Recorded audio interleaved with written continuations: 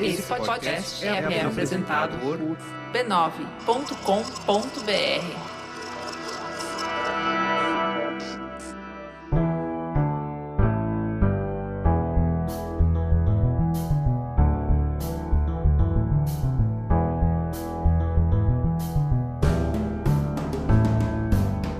Mamileiros e mamiletes, bem-vindos ao nosso exercício semanal de diálogo.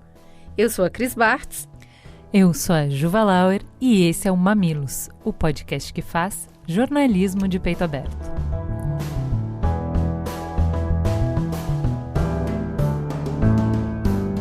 Bora pro recado do nosso parceiro. Na verdade, hoje tem recadinho do Bradesco, do Itaú Unibanco e do Santander. Sabendo da responsabilidade que eles têm na mão e da urgência em cuidar da nossa natureza, os 3 maiores bancos privados do Brasil se uniram para criar a Coalizão pela Amazônia. Essa coalizão é uma agenda bem objetiva de defender e valorizar a Amazônia, partindo do princípio que, ao proteger as nossas florestas, encontramos boa parte das respostas corretas para o nosso futuro. Para essa tarefa, os bancos definiram 10 medidas para serem colocadas em prática já.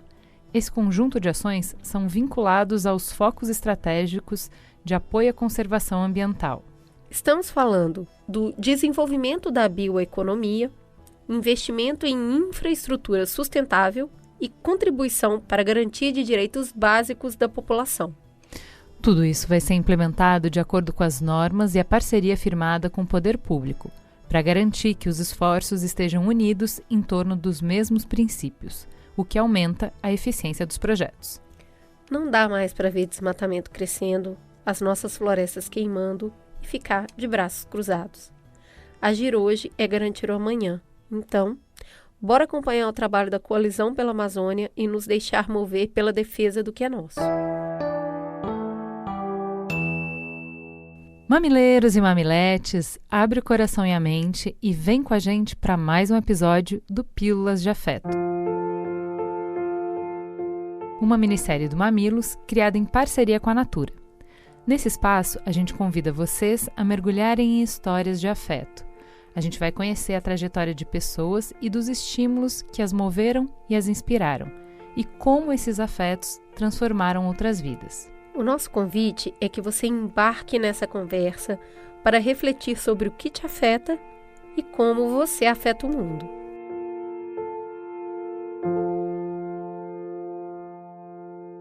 Vamos começar abrindo o jogo com vocês. A história de hoje parece ficção, mas não é. O roteirista da vida também é surpreendente. Hoje vamos falar sobre como os nossos afetos podem nos aprisionar ou nos fazer voar. Vamos conhecer a história da Fabiana, uma mulher extraordinária que transformou a sua vida através do estudo. Mãe de 5 filhos, ela estudou massoterapia, se tornou técnica em enfermagem e hoje cursa nutrição.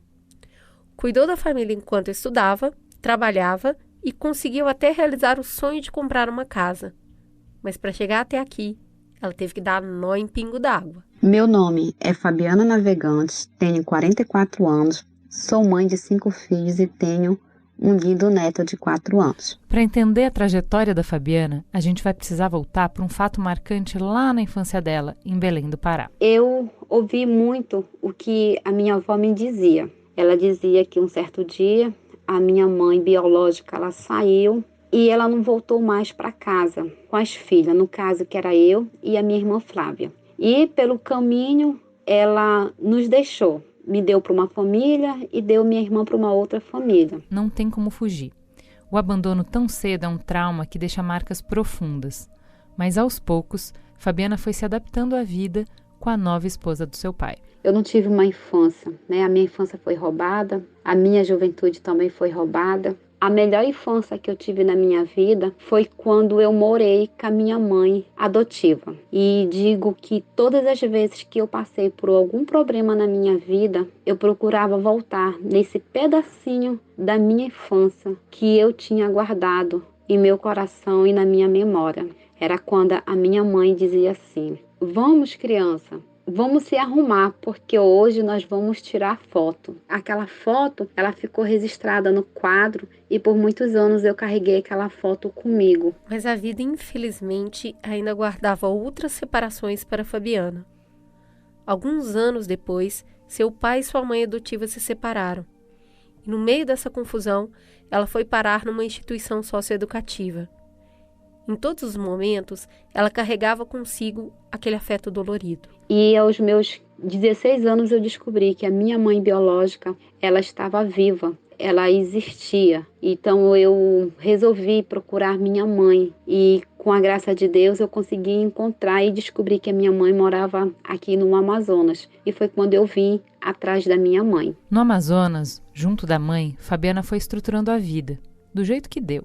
Ela teve 5 filhos e foi com o trabalho de catadora que conseguia sustentá-los. Eu lembro que quando eu era catadora de latinha, o meu filho, que tem hoje 14 anos, a gente não tinha um lugar para colocar ele para dormir. Ele dormia em cima do meu peito, em cima de mim.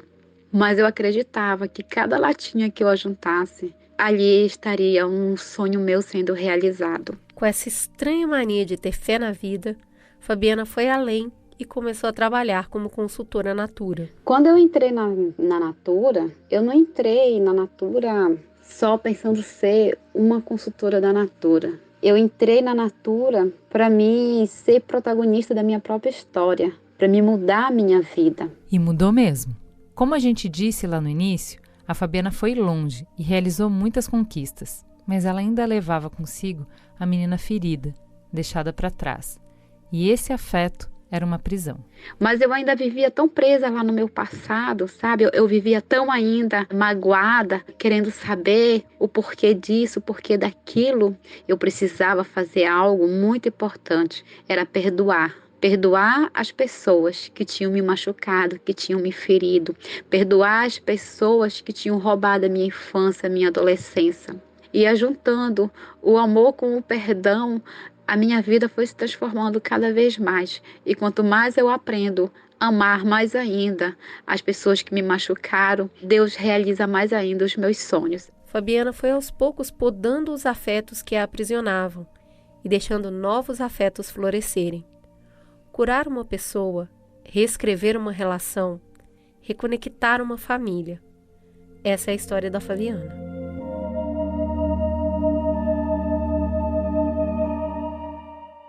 Como essa história te afeta? Quais são os afetos que estão te aprisionando hoje?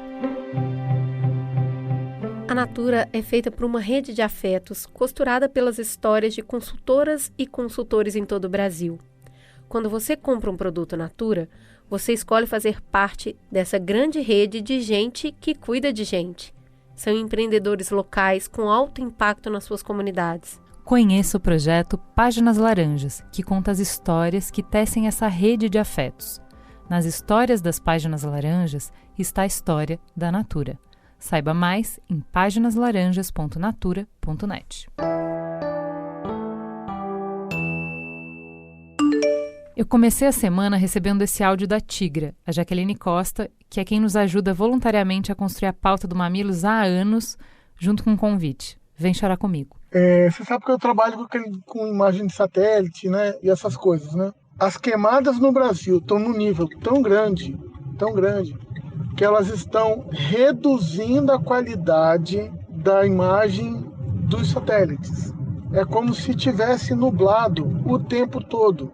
Então hoje, por exemplo, se eu precisar de pegar uma imagem de uma região em São Paulo ou de uma região no Pantanal, de um cliente meu, para poder medir a saúde da lavoura, crescimento, essas coisas, eu não consigo. Há um mês que isso tem aumentado e à medida que o tempo passa, isso reduz a qualidade da imagem. Cara, isso tem uma consequência econômica tão gigante, você não faz ideia. Ou seja, 30% do país está sob nuvem de fumaça. Isso é medido. Você vê lá no site do INPE, posso até te mandar o endereço. Mas você simplesmente não enxerga o chão. É só isso. Você não enxerga o chão. Por conta do que a gente chama do rio de nuvens, né? Tá vendo tudo pro sudeste aquela fumaça. Vai aparecer notícia nesse sentido. Mas hoje para fazer análise de foto de satélite, todas as fotos estão vindo esbranquiçadas. Tá desesperador isso aí. Nunca vi um negócio nesse vulto, nesse tamanho. A gente já estava querendo falar das queimadas tem bastante tempo, mas não tinha conseguido ainda encontrar um ângulo para o Mamilos. Cadê diálogo? Se o que tem para falar do assunto é denúncia, é esmiuçar o problema, é apresentar todas as camadas de como essa destruição nos afeta, aí vira uma reportagem ou é Mamilos? Aí esse áudio chegou e provocou uma faísca. Se a gente vê o debate público oscilar entre um lado que vê no agronegócio só destruição e o outro que vê só progresso, o Júlio chega e desloca a conversa para outro lugar. Ele fala: eu trabalho com agronegócio e acho um absurdo o que está acontecendo. Isso é síntese. Opa, será que a gente tem um Mamilos então?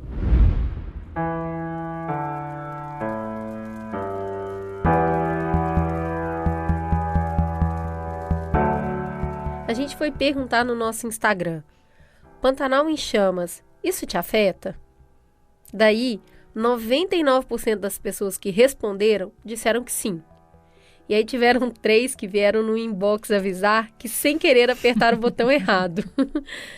A gente continuou a conversa perguntando: tá bom, se isso te afeta, como te afeta? Nossa, foi muita tristeza. Esse foi o sentimento mais apontado. E essa tristeza, ela acaba ficando tão grande que ela vai pro lado da desesperança. Ela vira desamparo e ela vira medo do futuro. Eu não costumava ler muito sobre isso, não. Eu até evitava, me dava um enjoo, um embrulho no estômago. Eu ficava muito mal, muito triste. E aí ontem, ouvindo um podcast, tava comentando sobre isso, sobre esse assunto. E aí eu chorei até o olho quase sair da minha cara. Chorei até o olho arder. A gente pediu para a nossa equipe dar voz às mensagens escritas que a gente recebeu no Instagram.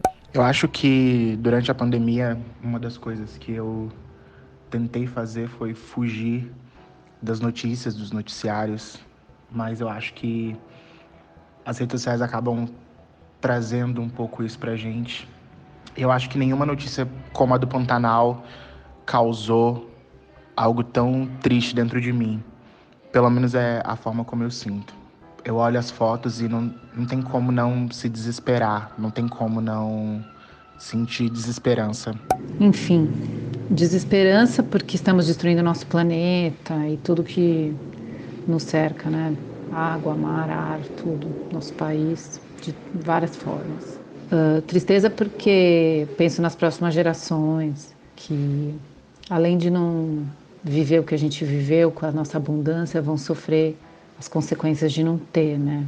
E medo porque a gente não sabe o que isso vai afetar de fato, né? Além do que a gente aprendeu até agora. Mas também tem raiva. Raiva pela impotência e até culpa por ser testemunha de um desastre tão grande e não agir de uma forma eficiente para resistir, para parar o fogo. Parte meu coração. Eu me sinto indignada, sabe? Com raiva, impotente, é horrível. Putz, eu me sinto um lixo por não fazer nada. Eu sou vegetariano tem 2 anos. Eu virei, por entre tantos motivos, para entender o quanto se diminui minha pegada ecológica e ajuda na preservação da nossa terra. A política de queimadas implantada pelo desgoverno federal me faz sentir como alguém que permanece em quarentena enquanto o vizinho vai à praia. Ou seja, um otário.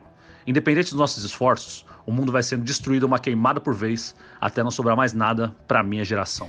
Diante disso, hoje a gente vai tentar responder a pergunta: como é que a gente pode impedir a destruição do Pantanal?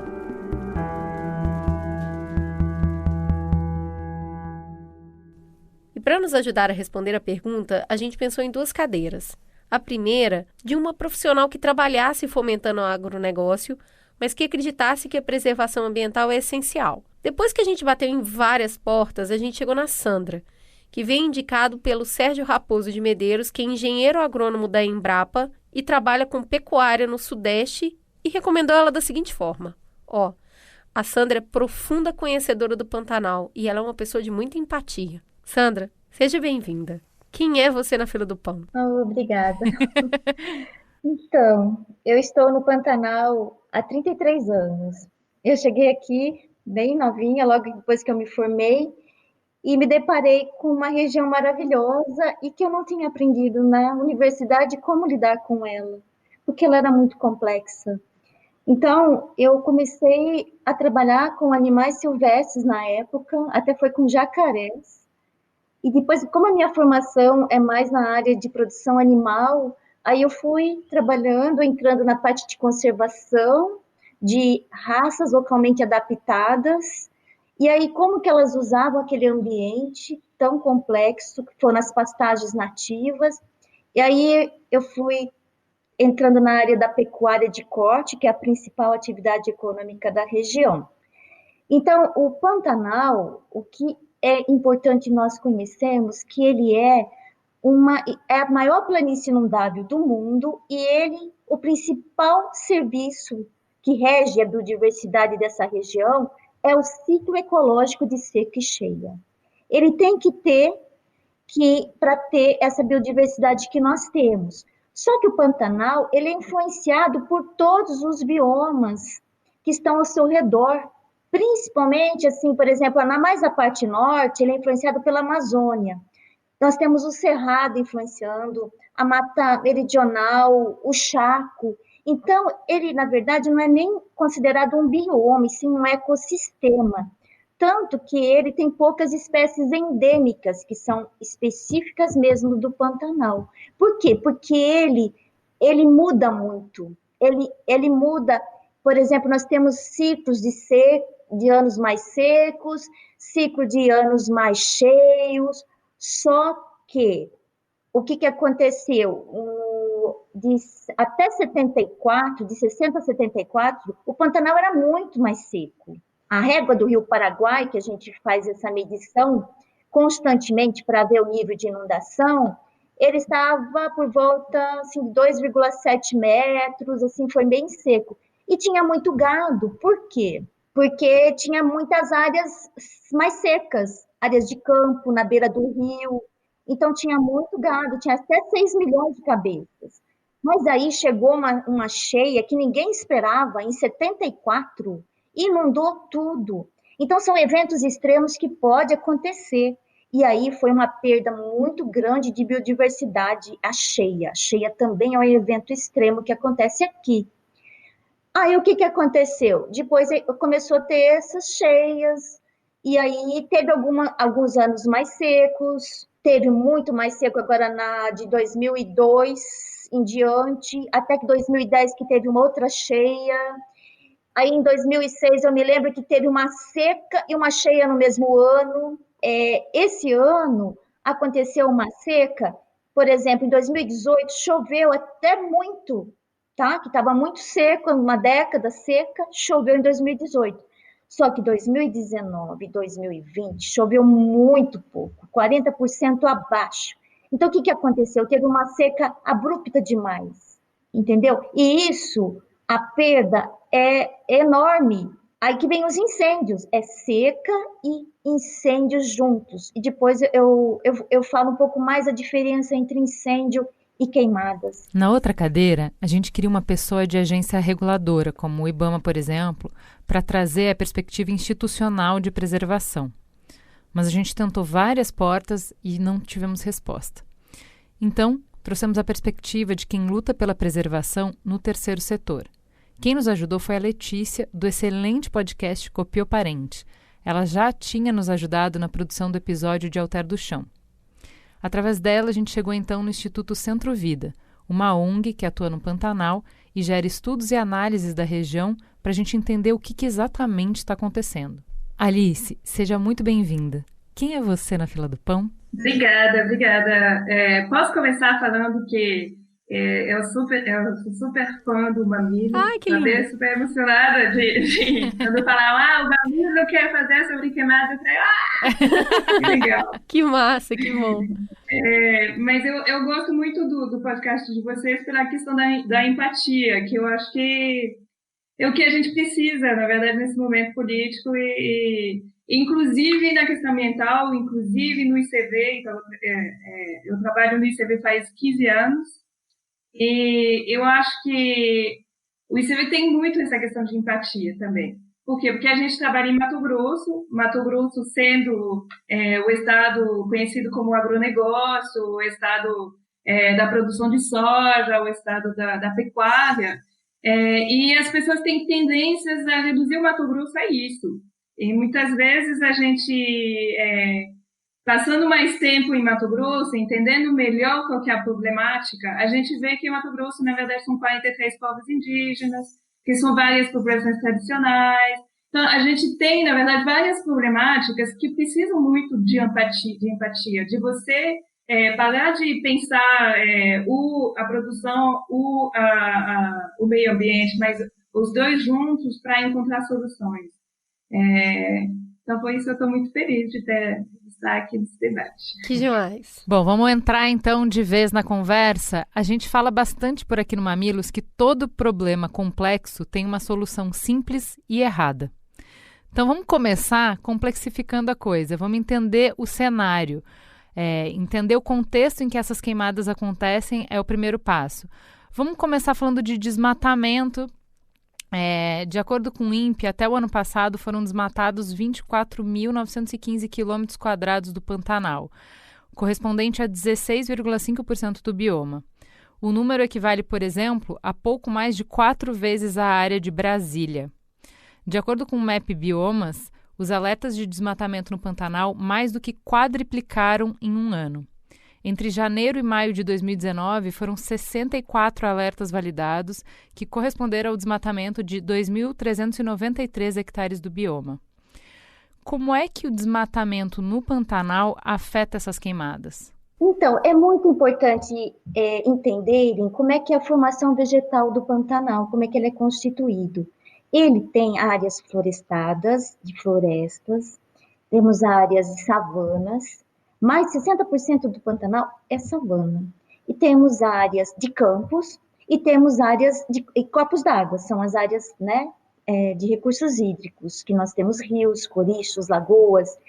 E nós temos, o Pantanal é dividido geopoliticamente em 11 sub-regiões e que elas são diferenciadas nessas formações vegetais, tá?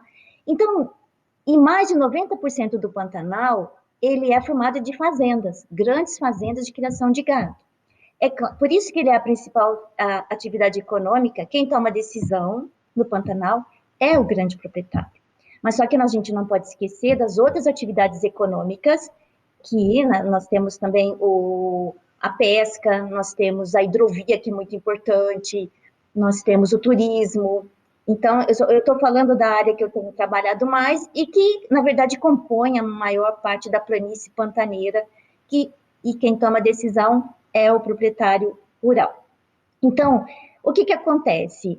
A gente tem uma ferramenta que depois eu vou falar que é uma das soluções que a gente desenvolveu, que eu acho que vai ajudar muito a conservar o Pantanal, mas o produtor, quando compra uma propriedade do Pantanal, geralmente são grandes, cerca de 10 mil, em média, hectares. Nossa, eu não tenho nem noção do que é hectare. Só para a gente ter, assim, uma média do que a gente está falando em tamanho de propriedade. Hectares equivale a 2,4 alqueires paulista, 10 mil metros quadrados um hectare, tá? Por que precisa ser grandes áreas? Porque nós temos áreas florestadas que não tem pasto, tem áreas alagáveis que não se tem pasto também, tem áreas de savana que tem pouca forrageira, porque é um sistema extensivo de criação. Então, o gado, na verdade, você coloca o gado lá numa taxa de lotação muito menor que numa pastagem que você planta para criar gado, você está usando aquele recurso natural que já existe para ter o gado. Só que nós vamos ver que tem algumas propriedades, que acontece? Elas apresentam mais áreas de savana, tem pouca forrageira nativa, elas têm poucas áreas de campo, e aí como é que ele vai produzir?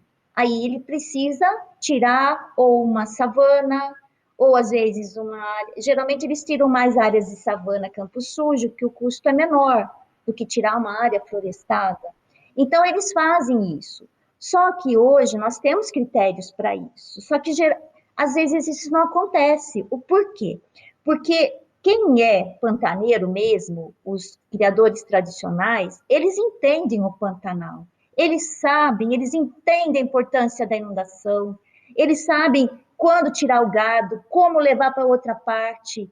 Agora, o que está acontecendo? As terras estão sendo vendidas, estão diminuindo o tamanho por herança, e aí aqueles que compram vêm com tecnologias, pacotes prontos de outros locais e vêm aqui, às vezes não pede autorização, vão colocando o que querem, não é assim, e nós não podemos, nós temos os dois lados, nós temos produtores que fazem um trabalho maravilhoso. A maior parte do Pantanal não foi queimada porque os produtores estão cuidando das propriedades, eles estão fazendo aceros, e tem mais, eles salvaram muitos animais silvestres. Por quê? Porque com a seca, os corpos d'água naturais secaram, só que eles fizeram poços para o gado, e aí esses poços também estão dando água para os animais silvestres.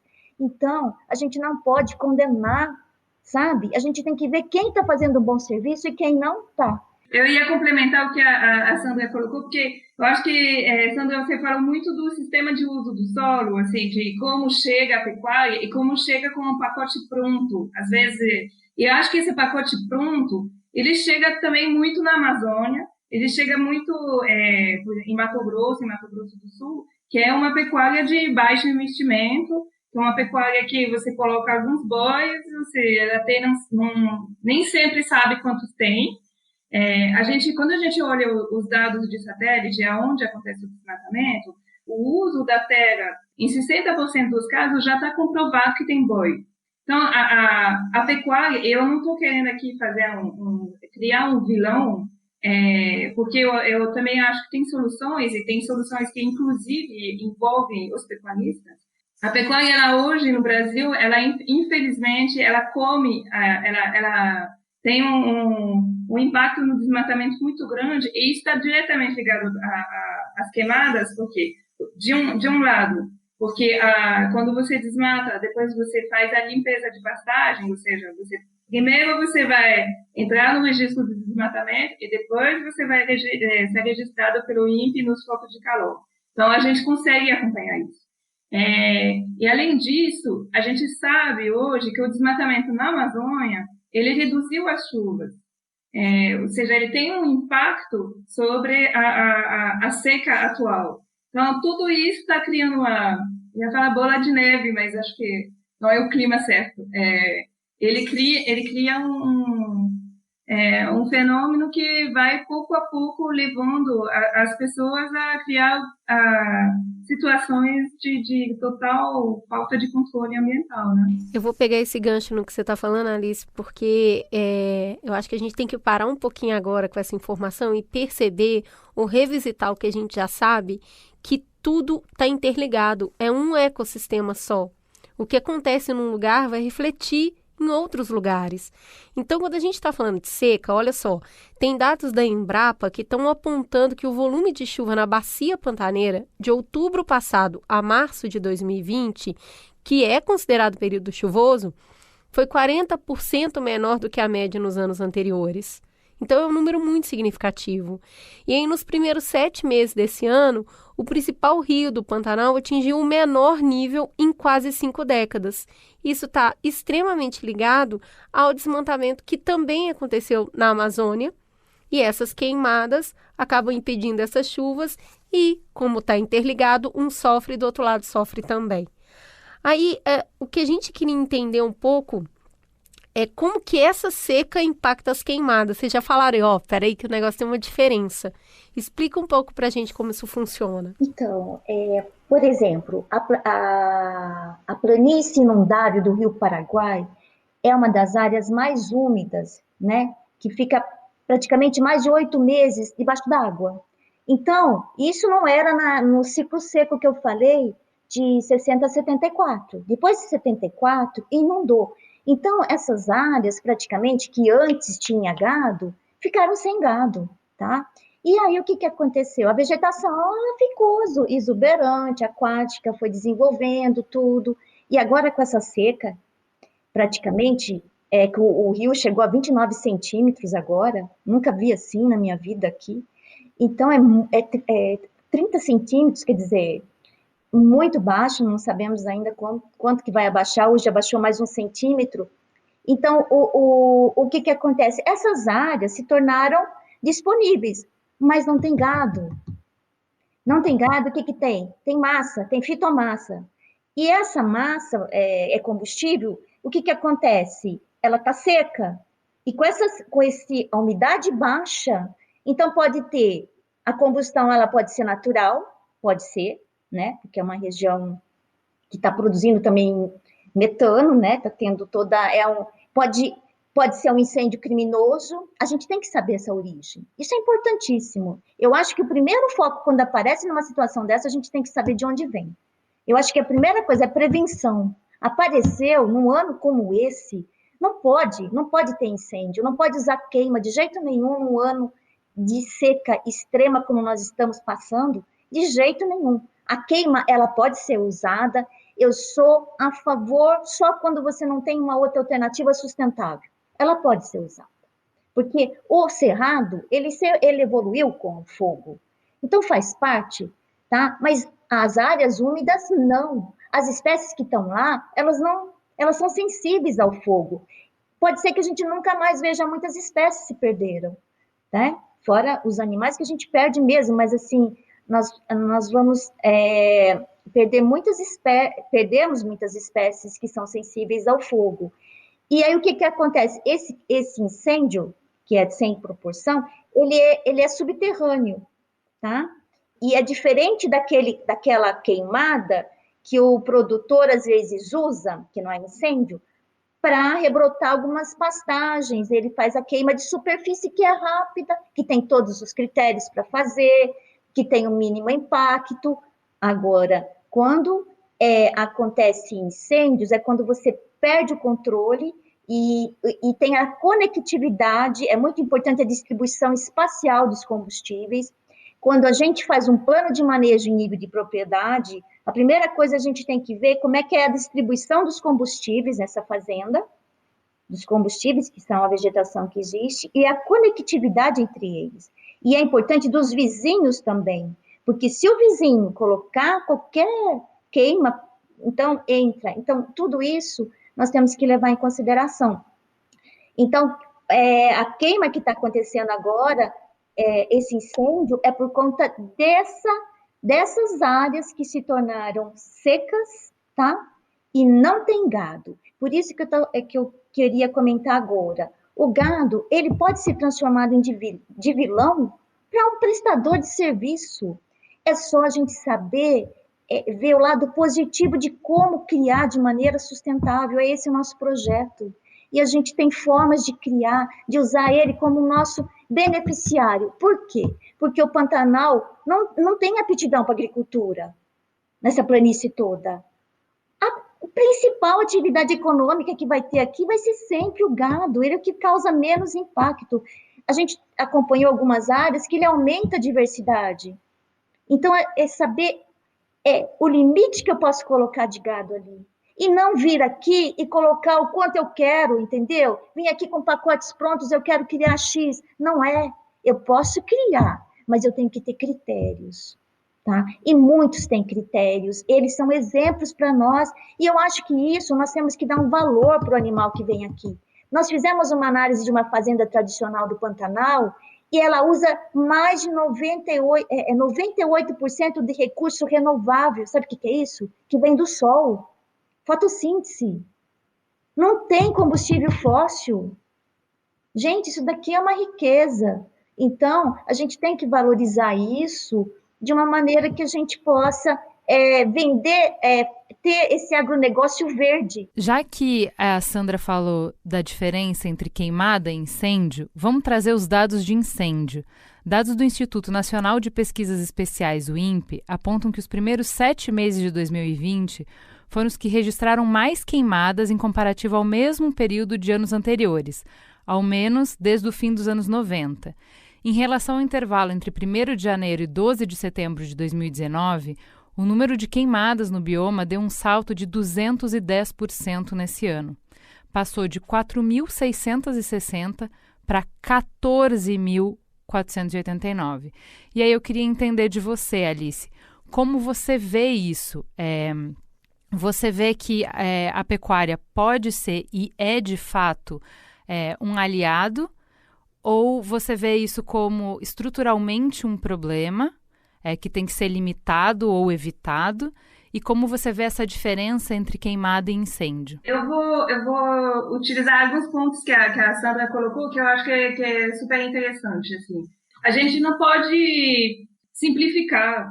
Muitas vezes a gente tem práticas criminosas, porque nesse período do ano, em Mato Grosso, fogo, seja incêndio, seja queimada, é crime, porque é proibido. Então, na verdade, eu uso no que a Sandra está falando também uma necessidade de pensar um pouco além de a culpa é dele, a culpa é desse setor, a culpa... na verdade, a pecuária, se você trabalhar... provavelmente a Sandra estava falando das boas práticas da pecuária, da Embrapa, que é uma metodologia fantástica para você definir quais são as boas práticas e para você trabalhar a pecuária de uma forma que ela não vai impactar o meio ambiente, ela não vai desmatar, ela vai, na verdade,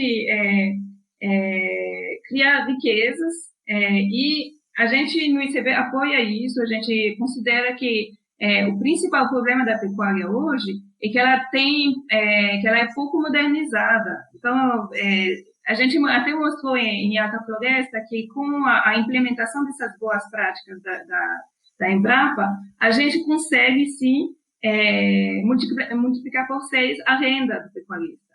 Ou seja, o que é ambientalmente correto também é economicamente viável. E aí que a gente vê como que essa oposição falsa entre produção e meio ambiente, ela acaba melando muito o discurso, você fica muito sabendo de qual trincheira você vai adotar, e na verdade, o que a gente precisa fazer é implementar a lei, ou seja, queimadas nesse período do ano é um crime. Ele precisa ser responsabilizado, a gente precisa ver aonde começou e a gente precisa responsabilizar. Não quer dizer necessariamente que não existem boas práticas de queima, da mesma forma assim, que a pecuária. Então, e tem um olhar um pouco fora dessa oposição muito simplista. Mas já que você falou de simplista, eu queria que vocês respondessem uma coisa. Quando a gente vê esse debate do incêndio, antes de fazer essa pauta, para mim estava claro. Se está pegando fogo é porque alguém botou fogo. E tem até uma fala que é assim, ó, do biólogo André Luiz Siqueira. Quem põe fogo no Pantanal é o homem. O fogo natural acontece por causa de raios, sempre associado ao período de chuvas. Como não tem chovido, então é claro que o homem é o grande causador disso. É verdade? É tão simples assim? Eu acredito que sim. E tanto é que quando você olha que tem um motivo, ou seja, que teve desmatamento, não estou falando do Pantanal porque a gente não tem dados sobre isso, né?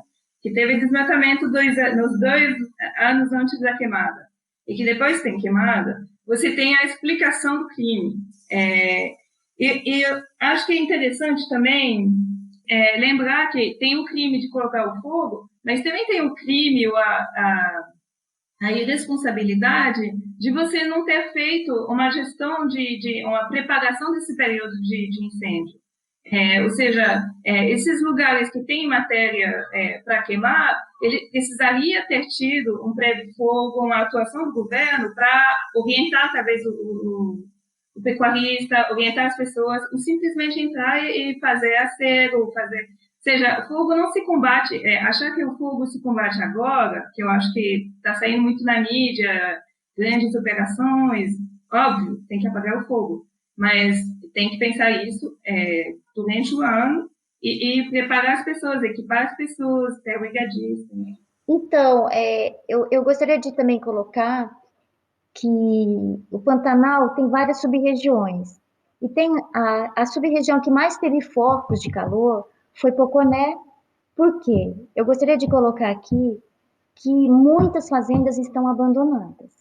Então, eu acho que o governo tem que dar um olhar para essa região. É uma região que é muito rica, foi lá que foi originado o pessoal que conservou a raça do cavalo pantaneiro, são produtores que têm uma cultura riquíssima, só que eles estão abandonando por falta de retorno, por às vezes não poder fazer algumas práticas que eles precisam. É claro que a gente tem que ter critérios, então eu acho que a gente tem que ter um olhar para eles. E por quê? Essas fazendas abandonadas, o que acontece? Tem mais vegetação acumulada, e com a seca, o que acontece? Uma queima acidental ou provocada, não sei. Como é que aconteceu? Ela dissemina, ela propaga, ela vai. Então, na verdade, o que eu quero dizer é que nas áreas onde tem baixa densidade, a estrutura da vegetação, ela é mais propícia à propagação de incêndio, é onde teve maior número de focos. O menor número de focos foi naquelas fazendas onde tem mais gado e eles estão cuidando. Eles estão fazendo o papel, fazendo os aceros, fazendo todo o controle, eles criando de maneira sustentável. Eu só estou na defesa daqueles que sabem criar, daqueles que sabem realmente cuidar do Pantanal. É dessas pessoas que a gente precisa, é isso que o Pantanal precisa. Se todos pensarem dessa forma, a gente não teria esses grandes incêndios. E essas regiões onde praticamente não tem propriedades, eu acho que o governo tem que ter um plano com vários atores participando. Até aqui a gente conseguiu perceber que a gente tem uma maneira correta de fazer e nós sabemos que o Brasil é muito avançado na parte escrita das coisas, né? Então, vocês estão citando a parte aí da Embrapa, ou seja, já desenvolvemos, já sentamos na mesa e criamos um instrumento das boas práticas e todos, pelo jeito, acordam que isso é bom para todo mundo, mas ele não está acontecendo efetivamente na prática. Mas a gente queria trazer para vocês um ponto agora para entender um pouco mais sobre o impacto que esse incêndio causa. Com as queimadas, também a economia é afetada, que é o que a gente ouviu no início o Júlio falando. Então, fala um pouquinho mais para a gente como que todo o ecossistema, para além do ambiental, também é afetado quando acontece uma coisa desse tipo. Alice, o que você vê aí nos seus mapas? Eu vou sair um pouco dos mapas, eu vou utilizar um estudo da Fiocruz, porque eu gostei muito do áudio que vocês passaram no início, né? Que a pessoa fala, está acontecendo de novo. Na verdade, a gente está vendo alguma coisa que já aconteceu ano passado. Claro, no Pantanal não foi bem isso, mas no Cerrado, na Amazônia, isso já tinha acontecido. Então, a gente está repetindo um cenário e a gente não está conseguindo virar o jogo. E a Fiocruz, ela estudou o impacto das queimadas nos leitos de hospitais para as crianças. Então, a gente tem dados hoje do ano passado de o que aconteceu nos hospitais com esses leitos. No momento onde a gente está contando os leitos para a Covid-19, a gente tem ainda um dado de que em alguns municípios aumentou 50% a demanda por leito para doenças respiratórias para as crianças. Em alguns municípios de Mato Grosso foi multiplicado por 5. Então, isso não é uma ONG que fala, é a própria Fiocruz. Ela também fala que as pessoas que moram perto das queimadas têm 35% a mais de possibilidade de desenvolver doenças respiratórias. Então, acho que a gente está falando de acontecimento, de calamidades que têm um impacto muito claro na vida das pessoas que convivem com elas e que também impactam, como aquele áudio mostrou, a própria agricultura, a própria... isso é muito grave. Assim, se você vê, acho que Corumbá está na mesma situação que Cuiabá está um inferno, 42 graus, muita seca e muita fumaça. Então, a qualidade de vida das pessoas, dos cidadãos que moram em Cuiabá está muito comprometida. Isso sem contar, continuando no âmbito econômico, as sanções que podem acontecer para o Brasil, porque a gente começa a ver grandes redes de comércio estrangeiras se negarem a comprar do Brasil. Então, assim, já tem uma movimentação, como você estava explicando, Alice, como essas queimadas já vem do ano passado no Cerrado e na Amazônia, já estava acontecendo uma organização para colocar sanção para o Brasil. com essas queimadas no Pantanal, isso já se apressa. Como que vocês veem isso? Qual é o preço econômico que se paga por não fazer o manejo correto do Pantanal? Então, eu na verdade, eu estou vendo tudo isso que está acontecendo para a gente virar o jogo, sabe?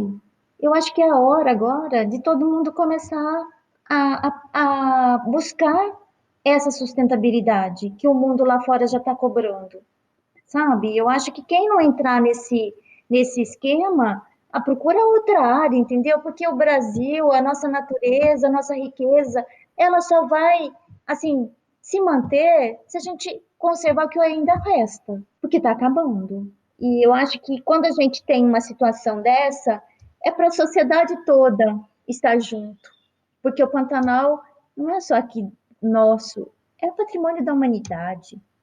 E interfere no Brasil todo, no planeta.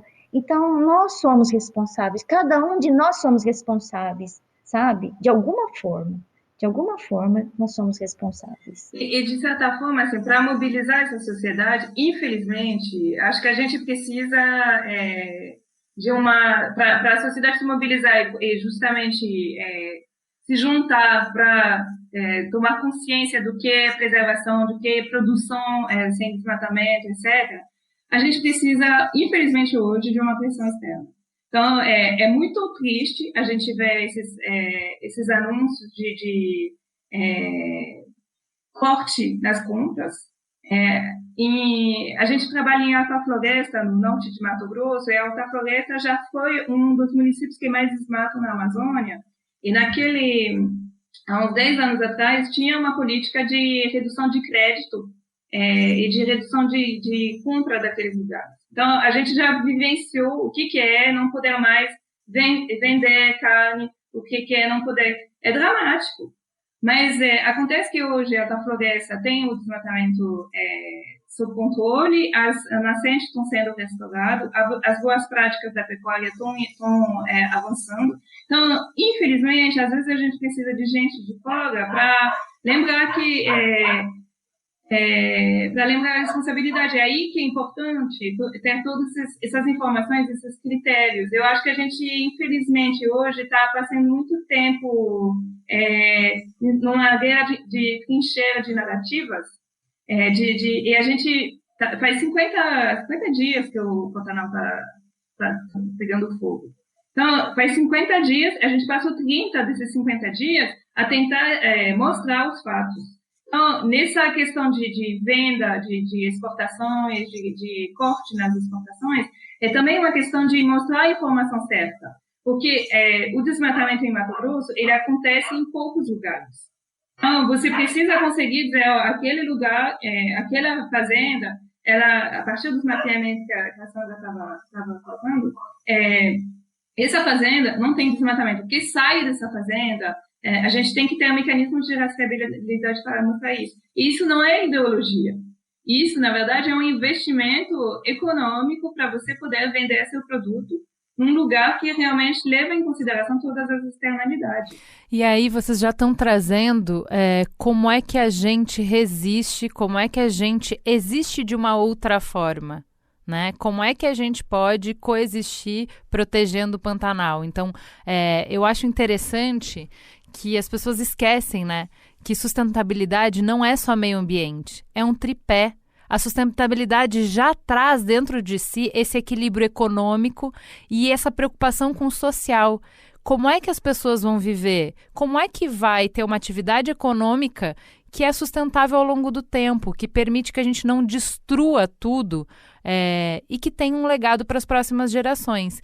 E aí eu queria que vocês trouxessem isso. Então, Sandra, traz quais são as iniciativas da Embrapa e como é que a gente pode apoiar e trazer mais visibilidade para vocês. Então, a Embrapa, além dessa ferramenta da Fazenda Pantaneira Sustentável, que envolve os produtores, a gente já está com um trabalho que iniciou em Mato Grosso, com 14 propriedades, vamos fazer no Mato Grosso do Sul também.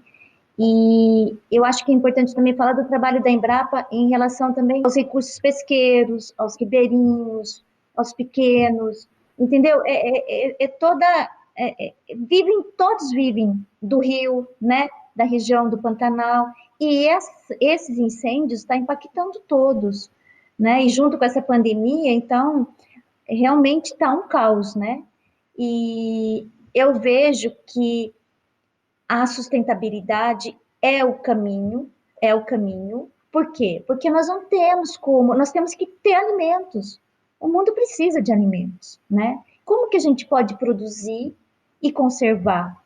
Nós temos ferramentas para isso, a gente tem que respeitar o limite de cada ambiente, é isso que nós temos que ter. O Pantanal, ele é frágil, ele tem um limite. Por quê? No Pantanal, para você ter uma ideia, não se aduba no Pantanal, você sabia? Ninguém aduba.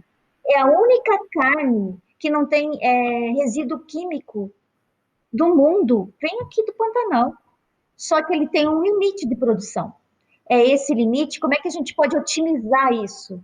Como é que a gente pode, se for para introduzir, como é que a gente vai introduzir forrageira de uma maneira que tenha heterogeneidade do ambiente, onde a fauna possa coexistir juntos, onde a gente possa conservar a diversidade de ambientes.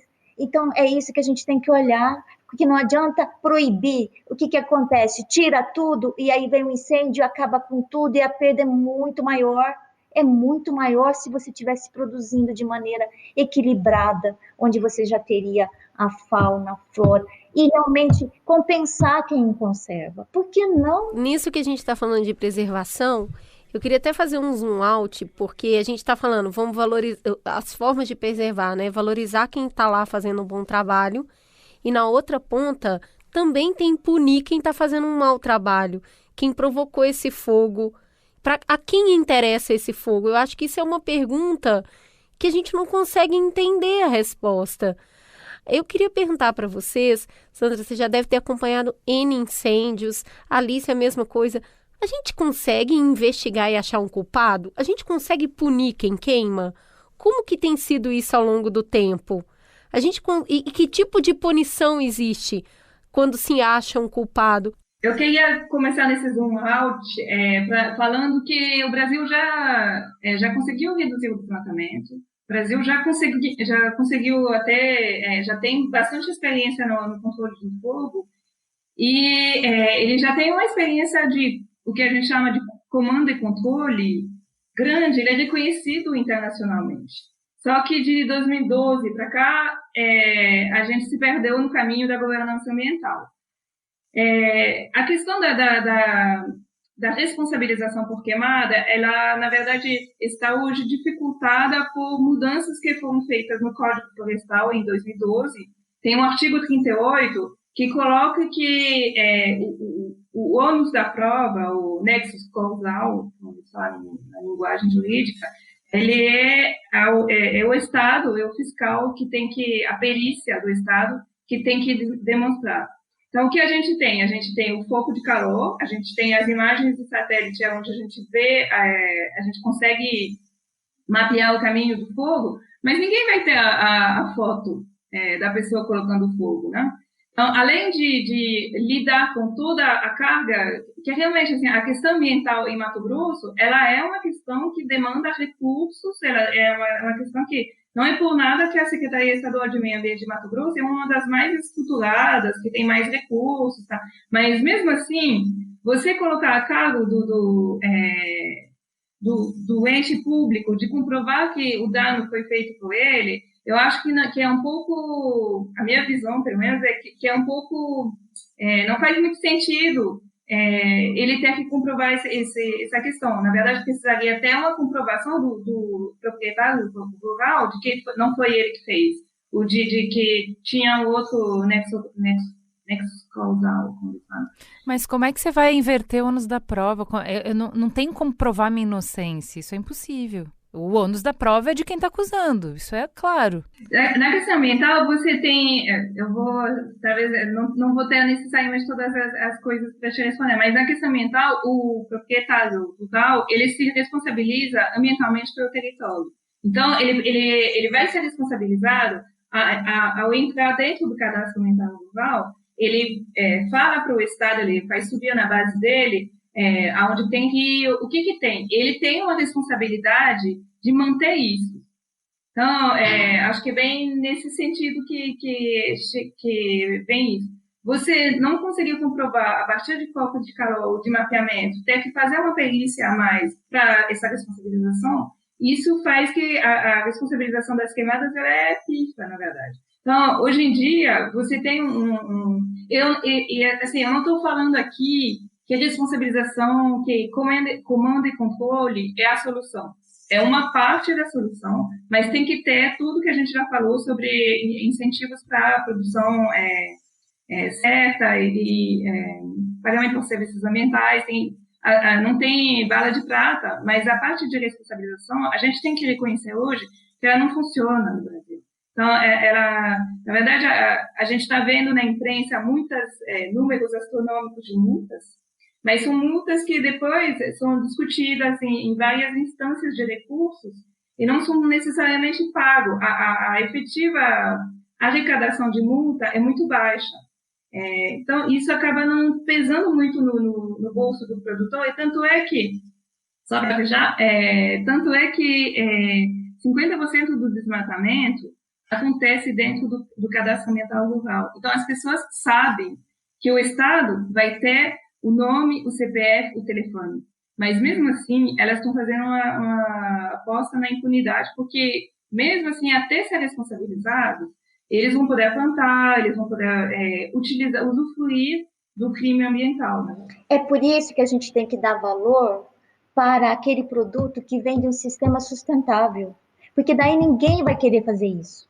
Porque eu sei dessas histórias, que recebeu uma multa, mas nunca pagou, e ficou por isso mesmo, e assim vai, e assim vai. Então, enquanto não valorar aquele produto que vem de um sistema sustentável, a gente vai ter isso ainda. Então, vai continuar. Olha só, o que a gente está discutindo aqui é como mexer na estrutura para que as queimadas no longo prazo não aconteçam, que eu acho que é estimular a produção sustentável.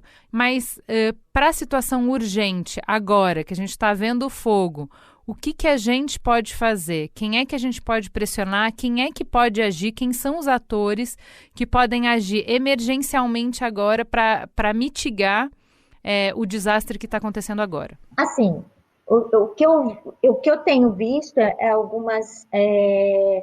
o que eu já falei são produtores que estão fazendo a parte deles. Mas eu acredito que nós temos que ter algo muito maior, né? Um plano para essas situações e eventos extremos. Um planejamento em larga escala. E aí, quem que tem que fazer? Aí vai ser a Alice que vai fazer? Vai ser a Sandra que vai fazer esse grande planejamento? Quem vai fazer? Mas é por isso que eu não consigo ouvir a sua pergunta sem ficar extremamente chateada, triste, porque na verdade a gente está colhendo o que, não sei se é a gente que plantou, mas o que foi plantado, que você sabia que a CGU não conseguiu avaliar o ano de 2019 do Ministério do Meio Ambiente porque não teve planejamento? Então, a gente fica nessa guerra nessa guerra de narrativa sobre se tem ou não tem incêndio, se tem ou não tem desmatamento, se isso é ideologia ou se isso é fato, e a gente esquece que se a gente não tomar, esse fogo aqui vai precisar ser apagado, mas daqui um mês, quando chegar a chuva, a gente vai esquecer, e aí não vai ter as brigadas, e aí não vai ter... Por quê? Porque cortou o orçamento. Então, eu acho que, infelizmente, se a gente não tivesse um choque em nível de governo federal, estadual, e uma articulação entre as diferentes esferas de governo, infelizmente, a gente vai viver isso ano que vem. Isso já estava anunciado. Na verdade, o INPE já tinha falado que ia ser uma seca devastadora, a NASA já tinha falado. Então, acho que a pressão externa, talvez ela sirva para isso. Essas ações preventivas, né? E a gente também tem que parabenizar, né, os brigadistas, todos esses que estão combatendo incêndio, sabe? Se não fosse o trabalho deles, né, seria muito pior. Então, a gente está tendo guerreiros aí, tentando combater, com as condições mínimas, gente voluntária, instituições salvando animais, sabe? Assim, eu agradecer a todos esses que estão fazendo o mínimo, mas que estão tentando, pelo menos, fazer alguma coisa. Mas eu acho que a solução ela tem que vir, né? Começa da gente, mas ela tem que vir de cima. Né? Não, São o que a vários gente tomadores de decisão. o que a gente está falando aqui, basicamente, e aí me corrija se eu estiver errado, mas quando a gente está falando de poder público, que quem vai ter a caneta agora para cobrar o planejamento, para colocar dinheiro para combater o incêndio neste momento, para reconhecer quem está fazendo bem e punir quem está fazendo mal, a gente tem o poder legislativo e a gente tem o poder executivo. E as pessoas votaram em deputados e senadores. Todo mundo aqui votou. Nos deputados e senadores que nós votamos, alguns deles, inclusive algumas pessoas, escolheram os seus votos nessas representatividades porque elas prometeram cuidar do meio ambiente. Isso estava no plano de promessa de vários deputados e senadores. Agora é hora de cobrar. Agora é hora, cata lá, em quem que você votou nas últimas eleições, cadê o e-mail do sujeito e vai encher caixa de e-mail sim, porque a gente tem que começar por todos os lados. E a gente está falando dessa pressão para o executivo e legislativo, a gente vai precisar voltar para essas pessoas e falar, eu estou indignado, eu quero ação em cima do projeto de lei 9950 de 2018. Esse projeto de lei visa manutenção das áreas de preservação do Pantanal. Tá aqui, ó. Pega, manda e-mail e fala, tô de olho. Começa a ter uma movimentação para pressionar a política representativa. E aí a gente vai precisar retomar isso, esse diálogo. Você me pediu o voto, eu te dei, agora eu preciso que você vá lá e force a barra por esse projeto de lei. Então, acho que isso é um pouco disso que a gente está falando aqui. E esse outro ponto que a gente falou, que é apoiar quem está trabalhando efetivamente na defesa do Pantanal. Então, estamos falando de brigadista, qual que é a entidade eu posso apoiar financeiramente? O que essa entidade está precisando agora para combater? Procurar saber o nome. Então, assim, apoiar a gente também é isso, é pressionar, financiar. São pequenos movimentos, são pequenas rachaduras. Só que aí, se muita gente fizer, a gente tem um movimento mais forte. Só reconhecer nesse momento, eu acredito que não basta. E a gente queria saber de vocês, quem que está aí na linha de frente, Sandra? Quem que você conhece, que está atuando, que está te ajudando aí e com as mesmas preocupações que você? Nossa, aqui mesmo no município, né, a Secretaria do Meio Ambiente, todo mundo assim, unido, tentando saber mais sobre as causas do incêndio. As pessoas nunca procuraram tantas informações para procurar entender e tentar contribuir de alguma forma. Tipo assim, a gente, na verdade, o que eles pensam? É difícil o que fazer agora, porque depois que o incêndio se alastra, é quase assim, é só uma chuva mesmo para poder... É só chorar, Sandra? Entendeu? O que a gente pensa? Não deixar mais isso acontecer. O que dá para salvar, aqueles que já, né, conseguiram salvar alguns locais, se preveniram. Mas quando ele já está alastrando, eu perdi um colega zootecnista tentando apagar um fogo lá na região de Cáceres. É muito triste isso, entendeu? Então, são situações assim que acontecem. Assim, no próximo ano ou no próximo evento extremo, que a gente esteja preparado. O Brasil é assim, vem a chuva, todo mundo esquece. Nós não podemos esquecer, gente. Quantos animais morreram? A onça, eu acho que ela já estava em extinção, gente. A onça pintada no Pantanal. Será que nós temos onça? O refúgio da onça foi praticamente todo queimado. Apenas 5% do Pantanal é área de parque. Então, realmente é triste, mas o que a gente pode fazer agora é todo mundo se unir e para que o próximo evento, ou que a gente esteja preparado, a gente não pode agora vir a chuva e esquecer. O que acontece? A memória é curta, não pode, é se preparar. Se preparar. Eu acho que essa homenagem às pessoas que estão no fronte das queimadas é muito pertinente, porque eu acho que são pessoas que estão dormindo muito pouco que estão colocando a vida em jogo e que estão em situações, muitas vezes, de isolamento. Então, tem várias organizações no sul de Mato Grosso, como a Ecotrópica, SOS Pantanal, FEVIDA, associações de guias, tem vários atores. E aí ao citar eles, eu queria também fazer um paralelo com algumas declarações que foram feitas. Essas organizações foram, em algum momento, chamadas de câncer. E aí que a gente precisa olhar para isso e dizer, gente, porque Mato Grosso tem uma matriz de voto, assim, bolsonarista. Então, além daqueles deputados que falaram, você estava falando dos deputados que falaram que tem uma pauta ambiental, tem todos os outros que falaram que isso é ideologia. Então, a gente precisa responsabilizar essas pessoas para dizer que não é ideologia, que a sociedade civil não é câncer, e que quem está lá hoje é a sociedade civil. E que são pessoas que estão realmente dando a vida para a pátria. Né? Esses são os patriotas. Exato. Que estão preservando o patrimônio do Brasil para as próximas gerações. Tentando, né? Pelo menos. Meninas, muito, muito obrigada. Eu acho que a gente sai desse programa com uma clareza do que está acontecendo e uma clareza de como a gente pode atuar, seja com consumo consciente, seja com pressionando os políticos, seja apoiando financeiramente quem está na linha de frente.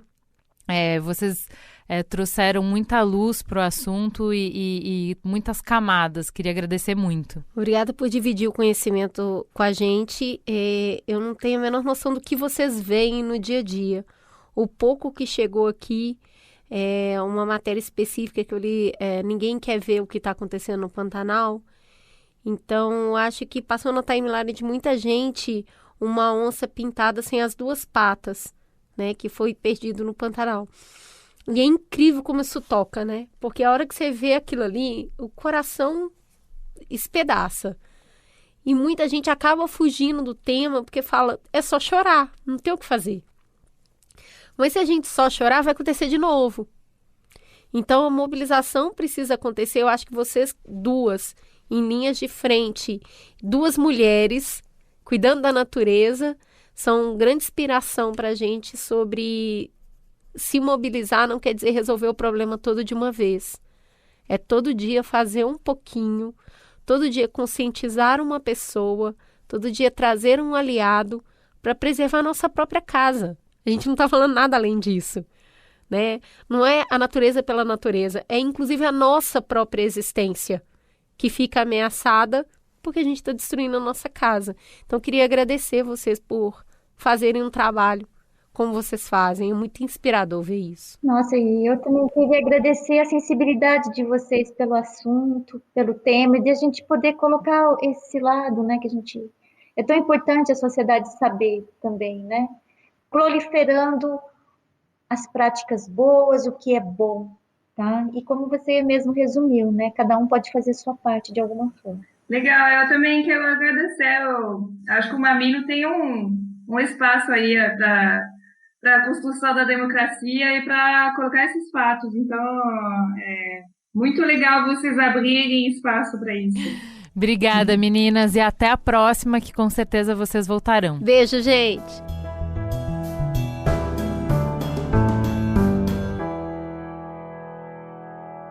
Depois dessa conversa que vocês acabaram de ouvir, eu e a Juliana fomos para casa. Aí hoje a gente se encontrou de novo no estúdio para fazer uma audição e no final a gente acabou ficando com uma pulga atrás da orelha. A gente se perguntou, peraí, eu vi isso tudo aqui, mas afinal, a quem interessa o Pantanal pegar fogo? Quem ganha vantagem com isso? A gente resolveu voltar e perguntar de novo para Alice e para Sandra qual era a opinião delas a respeito. Eu vou ler para vocês aqui, ó. As duas concordam, tá? A Alice pensa que, acho que boa parte do que está acontecendo é acidente, ninguém quer devastar dessa forma. Os pecuaristas colocam fogo para fazer a limpeza de pastagem e aí sai fora de controle. A Sandra falou, não interessa a ninguém. Pode acontecer, se fizer uma pequena queimada, ela sai do controle. Eu não acredito que isso aconteça de maneira criminosa. Ninguém tem nada a ganhar. Mas e aí, Cris, se o incêndio no Pantanal não traz vantagem para ninguém, E aí, por que acontece fogo por causa humana, então? Aí é isso aí que a gente acabou de ouvir. O incêndio, ele começa com uma queimada que sai do controle. A queimada, a gente entendeu no programa que é o uso do fogo de uma maneira controlada, que tem método. Ela não destrói o bioma. Ué, mas não pode fazer queimada nessa época porque é época de seca? Vamos lembrar que o que a gente ouviu na conversa é que queimada é igual estação de caça e pesca. Tem uma época do ano que pode acontecer e pode acontecer com permissão, é dentro de algumas regras. Como é que pode? Pois é aí que o buraco vai ficando mais embaixo. Essas queimadas, elas não foram autorizadas. Só que como os órgãos de fiscalização estão sucateados, a galera vai lá, não consegue permissão. Já não conseguiria nessa época do ano de qualquer forma, mas vão lá, vem que não tem ninguém fiscalizando e vão fazer por conta própria, certo? Pois é, o cara acaba fazendo sem acompanhamento e assume o risco dessa queimada virar incêndio. Aí eu fico pensando, a pessoa já está na terra há muito tempo, às vezes ela já fez isso várias outras vezes, nunca deu ruim, sabe? Não, eu conheço, eu sei fazer isso aqui. Só que aí não se leva em consideração que o Pantanal está enfrentando uma seca muito forte. Então, ele podia ter feito isso em outros anos e não perdeu o controle, e esse ano perdeu. Tem um dado que é importante, que 9 focos são responsáveis por 67% das áreas incendiadas. Então, tudo indica que diferentes pessoas pensaram dessa maneira e deu no que deu. A gente está vendo esse fogo todo aí. O que eu acho importante a gente fazer o nexo causal que não ficou claro no programa é que, assim, se eu assumo o risco de fazer uma queimada numa época que não pode fazer uma queimada, se eu assumo o risco de fazer uma queimada sem autorização, ou seja, nos meus próprios moldes, do jeito que eu quero fazer, na hora que eu quero fazer, e isso sai do controle e vira um incêndio, mesmo que eu não quisesse provocar um incêndio, mesmo que eu não ganhe nada com o incêndio, isso é um crime ambiental culposo, que é um crime onde o agente, por imprudência, negligência ou imperícia, causa dano. Então, esclarecendo o fato, eu saio desse programa com um monte de informação sobre o que a gente tem que fazer para o Pantanal não virar um grande incêndio e acabar. E é muita coisa, ó. Tem que prevenir com educação ambiental. Aí a Sandra bateu nesse ponto várias vezes. Tem que valorizar quem está fazendo isso dentro das normas. Então, com consumo consciente, com selo, com produto sendo incentivado financeiramente. Vai precisar fiscalizar quem ainda não produz da forma sustentável, com multa, com incentivo também para essas pessoas mudarem a forma de produção. Tem que ter também um sistema eficiente para ficar de olho nas áreas que estão desocupadas, porque essas áreas, elas correm risco, estão abandonadas, né? Corre risco de pegar fogo, seja lá por que causa for. Precisa estar preparado se tiver incêndio. Então, o que eu entendi é que não vai zerar, sempre vai ter. Seja por causa humana ou natural, sempre vai ter incêndio. Então, as brigadas de incêndio precisam ter recurso, elas precisam estar prontas para atender. Daí, se tiver incêndio, precisa mesmo investigar.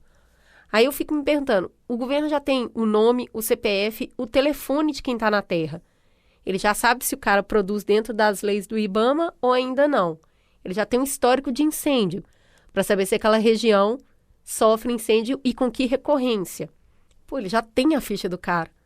Dá para saber um pouco do sujeito e investigar para saber se o incêndio foi criminoso ou não. E aí, se foi, tem que punir o culpado. Mas punir de verdade, e não com essas multas aí que ninguém paga.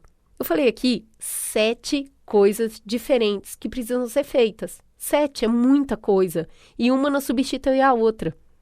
É um sistema. É por isso que a Sandra falou, a hora que pega fogo, só chorar mesmo. Porque, na verdade, você precisa fazer muita coisa antes do incêndio acontecer. E aí a gente fica com essa sensação de que não está fazendo nada porque a gente só age no calor do negócio. Só a hora que desandou completamente, e o trocadilho aqui vale, né? Só quando pega fogo que você vai resolver. E aqui é literalmente. Eu saí pensando muito nisso também, no quanto a gente precisa de mudanças estruturais, né? Eu tenho me angustiado com isso de como a gente tenta responder de forma individual para problemas que demandam de mudanças sistêmicas, e aí gera essa desesperança, esse cansaço, esse medo, essa tristeza, porque a gente fica achando que, o que eu não fiz? Mas é muito maior do que a gente, né? E aí, não sei porque eu me lembrei um pouco do livro Saga Brasileira, da Miriam Leitão, que ela fala do tempo que levou para a gente construir um consenso e de que derrotar a inflação, que nos fez sofrer por tanto tempo e tanto, foi uma conquista de todo o povo brasileiro e não de uma equipe, de um economista ou do FHC, por exemplo, de que é uma vitória coletiva. E eu acho que a questão ambiental passa por aí também, sabe? Da gente construir esse consenso do que é inadmissível e de que projeto de país a gente quer e para onde a gente vai, para que as pessoas que estão lá tomando as decisões só possam agir em um determinado caminho. E eu acho interessante que, por exemplo, a Sandra que estava na mesa faz parte do que a Miriam Leitão coloca, que é um corpo técnico que existe com muita competência e que está lá com as soluções, sabe? A Sandra sabe o que precisa ser feito. Ela precisa que as pessoas que estão no poder, que estão com a caneta na mão, que estão decidindo o orçamento, escutem ela. A hora que a população brasileira chegar no consenso e criar essa pressão para que se caminhe para esse lugar, a gente tem gente boa para fazer. Tem mesmo. A gente sabe o que tem que fazer. E eu acho que, assim, aos poucos a gente está chegando nesse consenso. A gente precisou cair em buracos muito ruins da inflação, em extremos que nenhum lugar do mundo chegou, para a gente aprender o que a gente aprendeu. E hoje existe uma inteligência no povo brasileiro que não é qualquer pessoa que chega lá e muda as regras que nos protegem de inflação, porque a gente morre de medo. Eu acho que com a questão ambiental a gente precisa caminhar para esse lugar também. Precisa ser um consenso. Isso não é esquerda ou direita, isso não é ideologia. Isso é maior que qualquer coisa. É isso? Temos uma síntese? Agora eu quero ouvir a síntese de vocês. Venham contar a síntese de vocês no @mamilospod no Instagram. É isso, temos um programa. Fica a gostosa sensação de mais um Mamilos no ar. A gente queria ler um e-mail só. A gente recebeu muitos e muitos retornos do programa passado. Para todo mundo, eu fui um por um respondendo o que você achou das mudanças. E a gente foi escutando, porque para a gente é muito importante saber como é que bateu para vocês. E aí, a gente vai ler o e-mail de uma pessoa que eu acho que elabora um pouco o sentimento que ficou disperso em muita gente. O e-mail é da Júlia Finotti. Quero falar sobre a mudança. Desde o início da pandemia, tenho lidado com muitos ciclos se fechando e com outros muito trêmulos, como uma gota na ponta de um galho se segurando para não cair em meio à tempestade. Nesse caos, eu tive me apegando ao que é certo, como o Café com Mamilos de toda semana. Me preparei para emergir em um longo e profundo episódio sobre diálogos. Dei o play, ouvi os argumentos e as deliciosas provocações. Mas, de repente, assim do nada mesmo, veio aquele estranho "ficamos por aqui". E eu pensei, ué, será que eu adiantei o áudio sem querer? Enquanto vocês ainda faziam a síntese do episódio. Daí vem a Cris e pergunta, e aí, notou alguma coisa diferente nessa edição? Eu, furiosa, gritei, sim! Fiquei com ódio, triste, sentida com a mudança. Por que foram tirar mais essa rotina que eu já estava tão bem acostumada? Eu parecia aquelas crianças do jardim que choram porque mudaram o dia de levar o brinquedo para a escola. Mas uma hora eu acabei me recompondo. Aliás, foi durante o episódio mesmo. Parece até que vocês estavam prevendo essa reação e cuidaram para que a transição fosse o mais tranquila possível. Explicaram tintim por tintim enquanto eu me acalmava no segundo refil de café. Vocês foram respondendo todas as minhas perguntas de angústia. Eu nunca pensei que um episódio de podcast ia me fazer pensar tanto na minha rotina pandêmica e no fim de ciclos. E olha que eu ouvi o episódio sobre saudade. Mas essa ruptura de modelo me foi particularmente impactante. Logo a última coisa que eu pensei que iria se alterar. Enfim, tinha algo em mim esperando para bater de frente com uma angústia de mudanças que perdura há meses. Acreditem, a forma atenciosa com a qual a Ju e a Cris expuseram sobre o novo Mamilos me abriu os olhos. Me lembrou sobre o lado bom de deixar algumas coisas para trás, com gentileza, sem angústia e com coragem. Com certeza, sentirei falta do antigo modelo, mas a confiança em vocês é das grandes. E graças a muita terapia, em mim também. Muito obrigada pelo cuidado nas transições durante a tempestade. Nos vemos no próximo capítulo. Que bonitinho. Não sei falar, só sei sentir. Obrigada. A gente está aprendendo junto. Vamos deixar o novo entrar e vamos juntos. Vamos experimentar, gente. A gente sabe que toda partida tem dor. Todas as vezes que a gente mudou o mamilo, sempre ficou uma dor, ficou uma saudade. É normal, tá tudo bem. Mas a gente não pode ficar preso. Para crescer, a gente tem que abandonar algumas coisas. Então vamos tentar. Se não der certo, a gente volta. Não tem problema. A gente já fez isso. Já mudou numa direção e voltou atrás. Não tem problema.